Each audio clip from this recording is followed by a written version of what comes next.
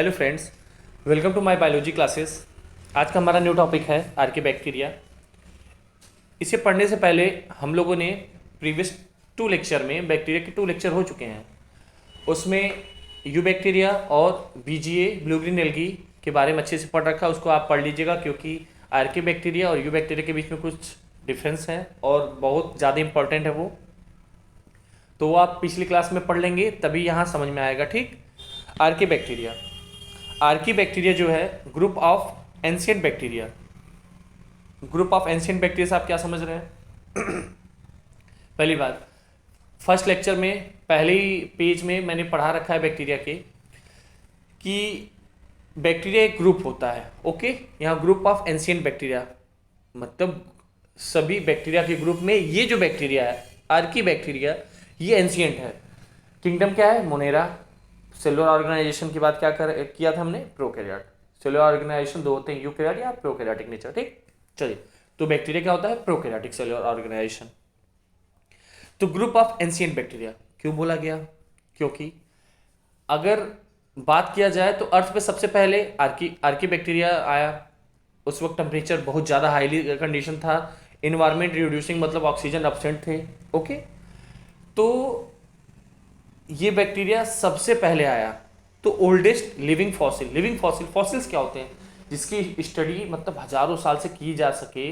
अब ये नहीं है कि अभी प्रेजेंट टाइम अभी आया और ये लिविंग फॉसिल हो गया ना, ये बहुत पहले से बताइए। मतलब अर्थ जब इन्वायरमेंट बिना ऑक्सीजन के था तब का ये है, और ऑक्सीजन अब आ चुका, इतना लंबा इसका ड्यूरेशन, इसीलिए लिविंग फॉसिल। और अभी तक ये है, लिविंग है, ये भी नहीं कि एक्सटिंक्ट हो गया है। तो इसीलिए ओल्डेस्ट लिविंग फॉसिल बोलते हैं। Mostly obligate anaerobic. एनरोब्स अभी बताया मैंने, ऑक्सीजन उस वक्त नहीं था। चलिए, एग्जांपल्स इसके कुछ हैं और इनके अंदर कुछ फीचर्स हैं, उसके बारे में थर्ड पॉइंट बात करते हैं। Thermococcus, Methanococcus, Methanobacterium are the archaebacterial that contain protein homologous to eukaryotic core protein. Core protein क्या होता है इसके बारे में हम मॉलिक्यूलर बायोलॉजी में पढ़ेंगे, अच्छे से पढ़ेंगे जब हिस्टोन प्रोटीन ये सब पढ़ेंगे। चौथा पॉइंट क्या है हमारा? आर्कीबैक्टीरिया जो होता है इसका सेल वॉल यू बैक्टीरियल के सेल वॉल से डिफरेंट होता है। क्यों होता है? Due to absence of peptidoglycan. इसके पास पेप्टिडोग्लाइकन नहीं होता, इसके पास कॉम्प्लेक्स, इसका सेल वॉल जो होता है आर्कीबैक्टीरिया का सेल वॉल जो होता है कॉम्प्लेक्स होता है। ठीक, और complex polysaccharide and complex polypeptide का बना होता है। ठीक, their cell wall is not made up of peptidoglycan like that of eubacteria. Cell wall is made up of complex polysaccharide and complex polypeptide. Okay, क्या absent होता है इसके पास? अभी नीचे क्वेश्चंस दिए रहेंगे, वहां ये से क्वेश्चन रिपीट होंगे। मैंने आज के लेक्चर में वन लाइनर डाल दिया है जो कि सभी एग्जाम जो जहां जहां आए हैं उनसे लिए गए क्वेश्चन हैं। कोशिश किया है कि आपका इस वीडियो में ही सभी रिवीजन हो जाए। सब ये ना हो कि ये किताब पढ़ना है, ये किताब पढ़ना है, ये सब ना, पूरे के पूरे रिवीजन में चाह रहा हूँ वीडियो में ही हो जाए आपका। बार बार वीडियो देखिए, एग्जाम्पल हैं, याद हो जाएंगे आपको। ठीक, तो इसके यू बैक्टीरिया और आर्कीबैक्टीरिया के बीच में डिफरेंस क्या था? पेप्टिडोग्लाइकन। पेप्टिडोग्लाइकन किस में एब्सेंट होता है? आर्कीबैक्टीरिया में। Okay, cell membrane is archaebacteria is highly complex because of branch lipid chain. अभी तक जितने भी दुनिया में हमने बात किया, सेल मेम्ब्रेन है, लाइपोप्रोटीन ऑफ नेचर होता है और सिंगल ब्रांच नहीं, सिंगल लिपिड चैन होते हैं। लेकिन इसका सेल मेम्ब्रेन भी ब्रांच लिपिड चैन है। क्यों? उस वक्त इन्वायरमेंट भाई इसके लिए तो डेंजरस ही था। इसके क्या, सबके लिए डेंजरस था, अनफेवरेबल कंडीशन था। अब इसको उस वक्त सर्वाइव करना है तो अपने आपको स्ट्रॉन्ग तो बनाना पड़ेगा ना। सेल वॉल को बनाया स्ट्रॉन्ग, सेल मेम्ब्रेन को भी स्ट्रॉन्ग बना लिया इसने। चलिए, due to complex cell wall cell membrane archaebacteria can survive in harsh habitat. अब एक क्वेश्चन मैं आपसे पूछता हूं कि जो जिस वक्त आर्कीबैक्टीरिया आया उस वक्त तो एटमॉस्फेयर हमारे अर्थ का एकदम फेवरेबल नहीं था। तो आर्कीबैक्टीरिया को सबसे पहले प्रोटेक्शन कौन प्रोवाइड करता है? तो आपका आंसर जाना चाहिए cell wall. Because environmental factor, temperature, chemical, कोई भी चीज़ आता है, एक्सटर्नल प्रोसेस आता है तो वो बाहर से ही होके आता है। ये नहीं है कि सीधे सेल मेम्ब्रेन पे अटैक डालेगा, तो आउटर लेयर पे सेल वॉल आपका आंसर जाएगा। ठीक, चलिए, आर्कीबैक्टीरिया में नेक्स्ट टॉपिक हमारा है methanogens. Sorry, methane producing bacteria. अब मेथेन कौन कैसे प्रोड्यूस करेगा? कार्बन डाइऑक्साइड को मेथेन में कन्वर्ट करके। ओके, दीज बैक्टीरिया कन्वर्ट, कौन सी bacteria? Archaebacteria. These bacteria मतलब कन्वर्ट CO2 मतलब carbon dioxide of swampy area, marshy area, दलदली area into methane CH4। Formula भी याद रखिएगा, कभी कल मेथेन हटा के CH4 लिख देता है तो बायोलॉजी वाले गड़बड़ कर देते हैं। These bacteria convert the organic substance cellulose present in cow dung into methane bye fermentation of गोबर गैस। गोबर जो होता है उसमें ये बैक्टीरिया डाला जाता है जिससे गोबर गैस का फॉर्मेशन होता है। तो ये क्या करता है, गोबर में जो सेलुलोज होता है उसको किस में कन्वर्ट कर देता है ये बैक्टीरिया? गोबर गैस में। और गोबर गैस हमारे यूज में लिया जाता है लाइट के लिए, फूड फॉर्मेशन के लिए, मतलब गैस यूज होता है ना जैसे जलाने के लिए। ठीक है, तो ये सेलुलोज जो होता है उसमें काउडंग में, तो कौन कन्वर्ट करता है? Bacteria, Archie bacteria. ओके, अब आर्की बैक्टीरिया में कौन सी बैक्टीरिया? नेक्स्ट टॉपिक में बात करते हैं उसके बारे में हम लोग। रोमेनोकोकस। ठीक, रोमेनोकोकस। पहले तो आप ध्यान लीजिए, कैटल। कैटल क्या होते हैं? 4 पैर से जो चलते हैं। ठीक, उनके पास स्टोमक जो होते हैं 4 पार्ट में डिवाइड होते हैं, जिसमें ये बैक्टीरिया कौन? रोमेनोकोकस सिम्बियोसिस मतलब सिम्बियोंट की तरह बिहेव करता है, give and take, 50% give and take का प्रोसेस अप्लाई करता है। क्या करता है? वहां से न्यूट्रिशन जो भी चीज चाहिए रहता है वो लेता है और सेलुलोज का डाइजेशन कराता है। कौन? रोमेनोकोकस। एंड थर्ड पॉइंट पढ़ते हैं हम लोग, an archaebacterium is found in the rumen of cattle as a symbiont. ठीक, where it is digest the cellulose and by the fermentation convert into the methane. चलिए, अब हमारा बैक्टीरिया जो है खत्म हो चुका है। वन लाइनर क्वेश्चंस हम पढ़ेंगे और मैं पढ़ा चुका हूं। इसमें कुछ ऐसी चीज आपको मिलेंगी जैसे साइंटिस्ट वाइंटिस्ट जो कि मैंने नहीं पढ़ाया था तो यहाँ डाल दिया मेटा। ठीक, rhizobium first given by Frank. Leg haemoglobin, इसके बारे में पिछली क्लास में, प्रीवियस क्लास में मैंने बात कर रखा है, फिर अच्छे से आपको समझा देता हूँ। Rhizobium, rhizobium नेफ्जीन। नेफ्जीन क्या है? NIF nitrogen inducing factor release क्या करता है? Nitrogenous enzyme. नाइट्रोजिनस एंजाइम को अगर ऑक्सीजन इन्वायरमेंट में है तो वो उसको रोक देगी, किल कर देगी, मतलब वर्क नहीं करने देगी। अब उसके लिए हमें इन्वायरमेंट कैसा चाहिए? उसके लिए हमें कैसा इन्वायरमेंट चाहिए? आपका विदाउट मतलब ऑक्सीजन ना हो, रिड्यूसिंग इन्वायरमेंट चाहिए। चलिए क्या होता है देखिए। Leg haemoglobin unique protein found in root nodule of leguminous plant. Oxygen carrier, ये क्या है? ऑक्सीजन को कैरिड कर लेता है जिसके कारण इन्वायरमेंट वहां का एनऑक्सीजनिक हो जाता है। And restrict the degradation of nitrogenase enzyme by oxygen. Okay, चलिए। Curling of tea and tobacco leaves is done by Bacillus megaterium. Aerobacterium is use to produce, देखिए ये जो एग्जाम्पल्स हैं बैक्टीरिया के नेम हैं, बैसिलस मेगाथेरियम, ये सब याद कर लीजिएगा, एकदम बहुत इंपॉर्टेंट है।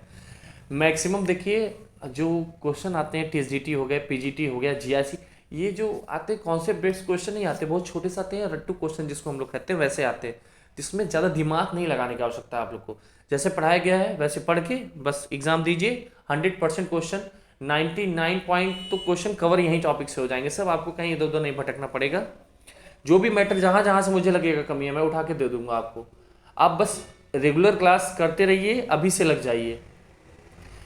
बायोलॉजी की कोई भी कम्पिटेटिव एग्जाम में हर जगह ये मतलब प्रॉफिटेबल होगा, चाहे वो नीट हो चाहे नेट हो। नेट में 20 सेक्शन में भी यहाँ से क्वेश्चन आते हैं और आपके इधर टीचर लाइन में सब जगह ये इसका यूज होगा। ठीक, चलिए। Aerobacterium is use to produce acetyl methyl carbinol which yield butylene glycol use in manufacture of synthetic rubber. क्या मैन्युफैक्चर करने के लिए? Synthetic rubber. चलिए। Anaerobic butyric acid bacteria, example कौन सा है उसमें? क्लोस्ट्रीडियम। एनऑक्सीजनिक है, ये सेप्रोफाइटिक है, इसके बारे में हमने अच्छे से बात किया है। Play important role in retting process of flax jute and Hem.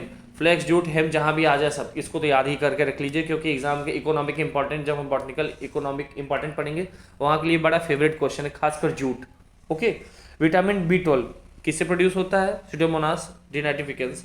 Vitamin B12 is produce by fermentation of Pseudomonas denitrificans. Vitamin B2 is obtain from Clostridium butylicum. ठीक, किससे ऑब्टेन हो रहा है? क्लोस्ट्रीडियम। ठीक है, कौन? Vitamin B2। Okay, प्लियोमॉर्फिज्म previous class में बात कर रखा है इसके बारे में भी, जब हमने माइकोप्लाज्मा पढ़ाया था, जिसको बोला गया था जोकर ऑफ प्लांट किंगडम। क्यों बोला गया था? क्योंकि सेल वॉल एब्सेंट होता है इसके पास। अब सेल वॉल ही तो स्ट्रक्चर प्रोवाइड करता है क्योंकि हार्ड होता है। अब जब सेल वॉल ही नहीं है, सेल मेम्ब्रेन थिक है, थिक वेवी लाइक स्ट्रक्चर है, तो ये फ्लेक्सिबल है। अब इसका स्ट्रक्चर हरदम बदलता रहता है। तो प्लियोमॉर्फिज्म मतलब क्या? Different morphological character. जो मॉर्फोलॉजिकल बाहर से देखने वाले कैरेक्टर वो डिफरेंट हरदम दिखेंगे, इसी में एग्जांपल कौन है? Rhizobium, mycoplasma, Azotobacter. याद एग्जांपल जरूर कर लीजिएगा। स्मॉलेस्ट बैक्टीरिया, क्या? स्मॉलेस्ट बैक्टीरिया, तो ये क्या है? डेलिस्टर, ठीक, न्यूमोसिटेंस। ये एग्जाम में आ सकते हैं लेकिन बहुत कम चांस है। 0.15 म्यू माइक्रोन इसका साइज होता है। लार्जेस्ट बैक्टीरिया कौन है? बिगेटोआ मेरेबलिस। ठीक, चलिए अब हमारा एस ग्रेसेस। एस का मतलब स्ट्रेप्टोमाइसिस, एंटीबायोटिक्स है, ऑब्टेन होता है इससे। ठीक, bacteria conjugation discovered by Lederberg Tatum. Mycoplasma मतलब leaf, little leaf of brinjal में किसके किसके वजह से कौन सी डिजीज कॉज करता है? Mycoplasma. Phytoplasma are closely related with bacteria. Phytoplasma किससे क्लोजली रिलेटेड है? बैक्टीरिया से। सिफिलिस, देखिए हिंदी इंग्लिश ये सब ध्यान मत दीजिएगा, जैसे मुझे समझ में आया। मैं चाह रहा हूँ बस सिलेक्शन हो जाए सबका और कुछ नहीं। तो ये राइटिंग और हिंदी इंग्लिश मत समझिएगा और मेरा बोलने के तरीके पे भी मत जाइएगा। मैटर बहुत अच्छा है, आप एक दो बार हमारे साथ रेगुलर क्लास करेंगे ना, उसके बाद सब अच्छा लगने लगेगा। जब तक स्टूडेंट टीचर को पसंद नहीं करता तब तक उसके लिए क्लास ईजी नहीं रहती है। आपको सबसे पहले मुझे पसंद करना पड़ेगा और मैं तो आपको पसंद किया ही हूँ। चलिए, सिफिलिस क्या है, किसकी वजह से? ट्रेपोनीमा पैलिडियम। काली खांसी जिसको हम लोग इंग्लिश में व्होपिंग कफ कहते हैं, बोर्टेला पर्टुसिस की वजह से। Okay, free living anaerobic nitrogen fixation bacteria, आप अच्छे से बता सकते हैं। बोtulism के बारे में बात किया है हम लोगों ने। Clostridium denitrification bacteria, Pseudomonas nitrogen fixing root nodule symbiont. क्या बोला है? फिर से सुनिए, nitrogen fixing root nodule symbiont is associate with tree of Casuarina. कौन? फ्रैंकिया। ओके, चलिए, वॉक्समैन डिस्कवर्ड किसको किए थे? स्ट्रेप्टोमाइसिन। पेनिसिलिन फ्लेमिंग, ब्रांच्ड होता है वो। ओके, ये सब चीज़ दिमाग में याद करिएगा। फंगस में उसके बारे में बात करेंगे हम लोग। Micro organism important role in nitrogen fixation. कौन? Rhizobium. Ammonia can convert nitrite किसके द्वारा? नाइट्रोसोकोकस।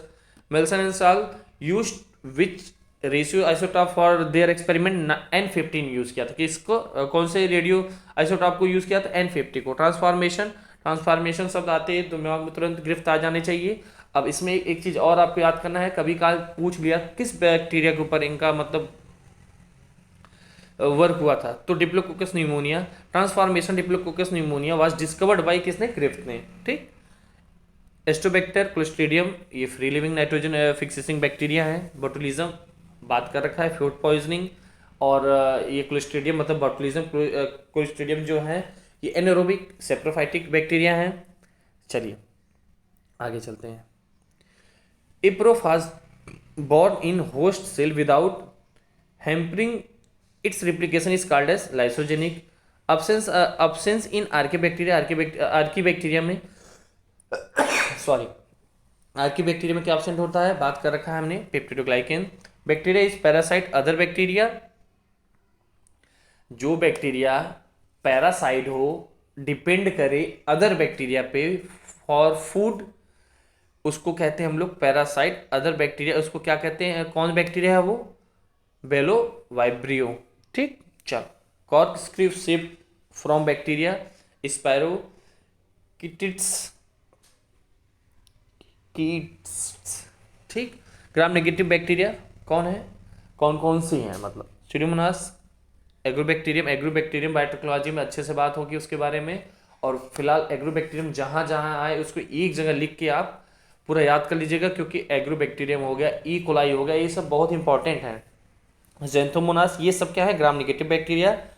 Ribosome also found in bacteria, इसका मतलब आल्सो फाउंड इन बैक्टीरिया, मतलब ये कह रहा है और इस जगह फाउंड होता हो, किसमें, यूकेरियोट में राइबोसोम जो है ये मोस्टली किस में है, यूकेरियोट में है पाया जाता, और किस में पाया जाता है, बैक्टीरिया में भी, आल्सो फाउंड इन बैक्टीरिया, ठीक। Cycloheximide was isolated streptomyces griseus, ठीक।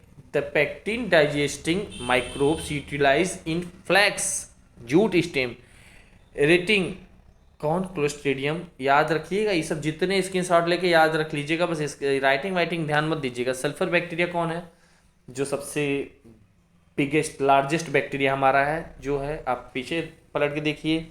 डाइजोट्रॉप्स इज ए फोटो ऑटोट्रॉप्स जो सनलाइट को यूज करके अपना भोजन स्वयं बनाए, सेल्फ डिपेंडेंट हो, फोटो ऑटोट्रॉप्स। इन एनएरोबिक क्या है, Rhodospirillum, nitrate can convert into nitrogen by the process of denitrification.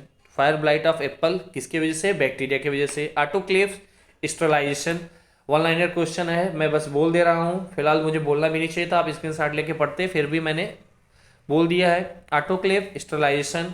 Agrobacterium rhizogenes जो है root proliferation. Methanogenic bacteria, archaebacteria. देखिए मेरे समझ से बैक्टीरिया का जो है सभी टॉपिक मैंने यहाँ 3 लेक्चर में पूरा दे दिया आपको इधर उधर भटकने की आवश्यकता नहीं है। और जो भी मैटर मुझे लगा कि इम्पोर्टेंट है और अभी मैंने नहीं दे रखा है, तो मैं एक शॉर्ट वीडियो बना के उसमें डाल दूंगा। शॉर्ट वीडियो मतलब है एक वीडियो बना के मैं और एक एक्स्ट्रा बैक्टीरिया पॉइंट्स करके कुछ भी करके उसको डाल दूंगा।